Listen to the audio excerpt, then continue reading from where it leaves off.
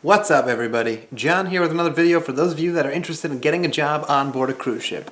I know that my last video that I made was about romance and relationships on board the cruise ships. And then upon going through it and editing it and watching it again, I realized that I focused a little bit too much on not necessarily the positive side of things. So I wanted to also take the time to do a follow-up video that focused on the positive side of relationships at sea instead of just casually mentioning it during the video like I did in the last one. So I apologize if that kind of made a lot of people nervous, because I wanted to let you know that there is in fact a chance for there to be healthy relationships that happen and exist on board the cruise ships. And I know somebody mentioned in a comment they were on a cruise and they had two of the people that they met that worked on the cruise were in the same department and that they were together for about 6 years, and that is very common. I just want to kind of go back and clarify some things. So when I was talking about, you know, trying not to date anybody that's in your same department, with certain departments they're closer, they're smaller, they work with each other a lot throughout the contracts. But then you get other departments like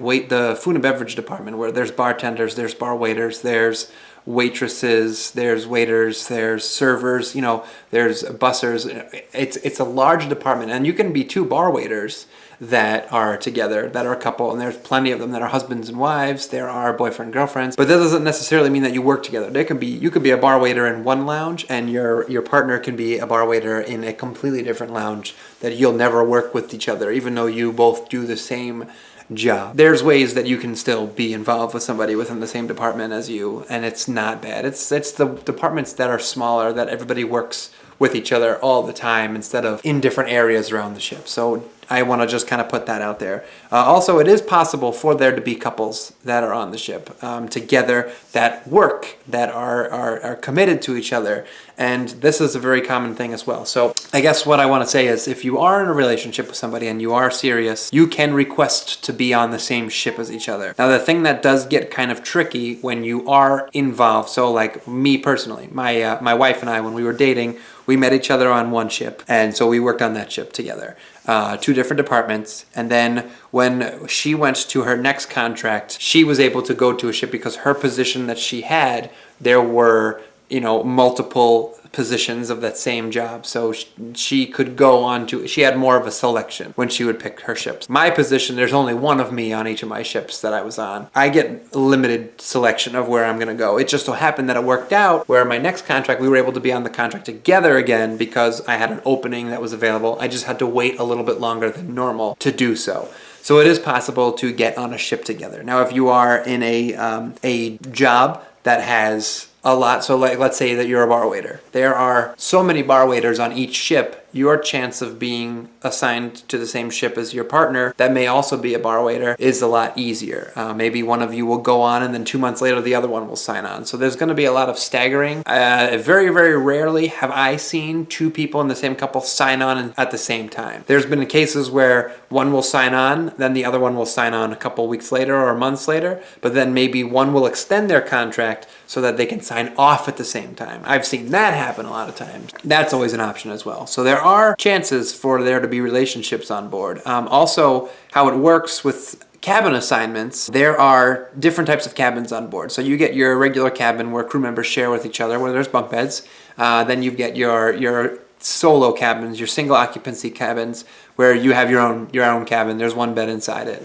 If you're lucky to have, like for me and my wife, when we met and then we went to our second contract, she still had her own cabin where she had a roommate and she had bunk beds, and then I had my cabin that was by myself, so she would actually stay with me, and she wound up using that cabin, her cabin, for like all of her storage for her clothes and stuff. So that kind of stuff happens. But if you're a couple and you want to get a cabin together, you can sign up, be put on a list for a couple's cabin, which is a regular room with a bunk bed, but the bottom bed is actually a double bed, so you can both fit on it comfortably. Now, if you and a person meet on the ship and you want to move in together, like while you're in the middle of a contract, you can do that as well and put in a request for a couple's cabin, and if their one becomes available, they'll move you over to it. At the end of every cruise, they do a bunch of cabin changes. If anybody does request for cabin changes for whatever reason, that's when they would happen. But you have to keep in mind that if a married couple comes on board, that it's officially married with a marriage certificate, and they put in a request for a couple's cabin,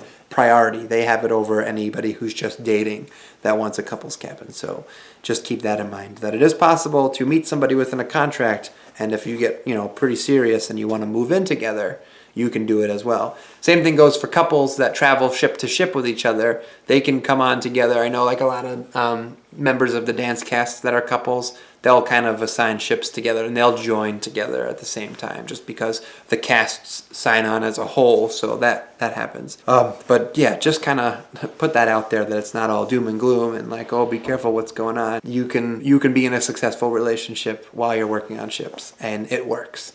With the cabins, with the assignments, being in the same department. So I just hope that kind of clarifies everything. And I didn't mean for the previous video to be all doom and gloom and just kind of look out, watch out. I just want to give you hope that it is possible, not just for me, but for other people who are actively doing it. And you'll see people that are happily married that are either on the same ship together, and if you meet your waiter or your waitress or your bartender, you know, it's like, oh, my wife actually works in the gift shop, or my wife works, you know, in housekeeping. Like, it's very, very common, and they'll travel from ship to ship with each other and just kind of live that lifestyle together, and you know, and it works for them. So just wanted to put that out there. So sorry about the other video being so doom and gloom and everything like that. So I hope this one kind of also makes you feel a little bit better and gives you insight on some of the relationships that work out when you're on board the cruise ships. All right, so thanks again for watching, and if you do have any comments or any questions, feel free to leave them in the comments below. Make sure to like and subscribe to my channel, and if you'd like to head on over to my Facebook page, facebook.com/John Gleason Comedy, and be sure to like that page as well, and feel free to send me a message on that page as well if you have any questions or concerns or anything along those lines. So thanks again for watching. Hope that this helps you in your decision to work on board, and I'll see you guys later.